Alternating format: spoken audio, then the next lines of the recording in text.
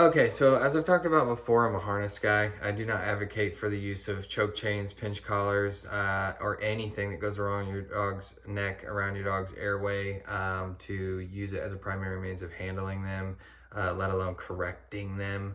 You can cause a whole litany of injuries doing that.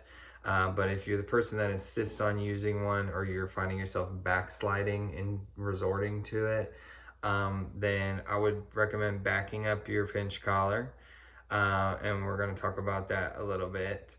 But I would like to see you not need it. I would like to see you feel and realize that you do not need it, on a long enough timeline, maybe.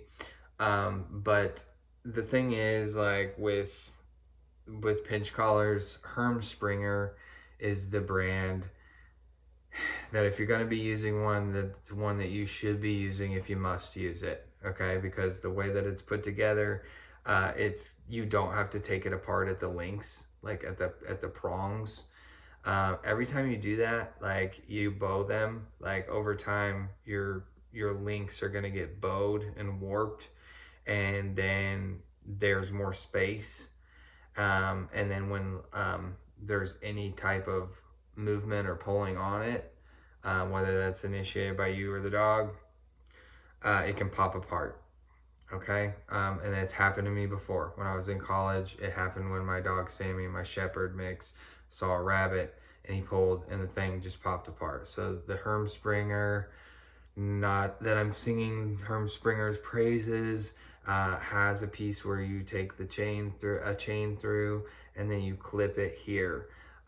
So you don't have to do that. You don't have to take it apart at the links. Now, the reason that this is like a good visual, it would be if didn't have electrical tape on here, but my watch that I wear, my little cheapo watch that I wear, it's got this little material here, and basically I like one particular notch more than the others, and that'll happen to you with your pinch collar as well. But I've taken it off, put it on, taken it off, put it on, taken it off, put it on so many times. The wear and tear of it has caused it to rip from the notch out.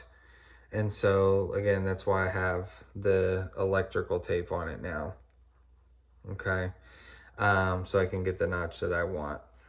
But that's just something that reminded me of it when I went to go put it on. I was totally bummed the other day.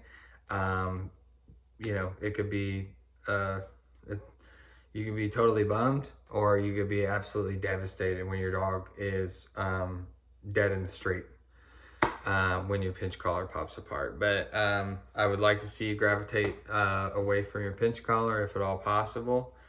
But if you must use one, then I would be using a Herm Springer, because they're built different, and they're not going to, they're not as cheap, and they're not going to do this. They're much, much less likely to do this thing, but I would still be backing them up from the O-ring, or what they call the dead ring. I would hook that to another collar, which would sit, most likely it's going to sit below your pinch collar, or you could hook it to a harness. Okay, as long as we've talked about this before, as long as the stress of the backup, it's not going to be taut. You want it to dangle and make like a little U shape, basically. Okay, that one was a little disjointed, so it is what it is, with the time of night that I'm doing this and the topic. So if you have any questions, just let me know. So if you got through that, thanks for watching. Appreciate it.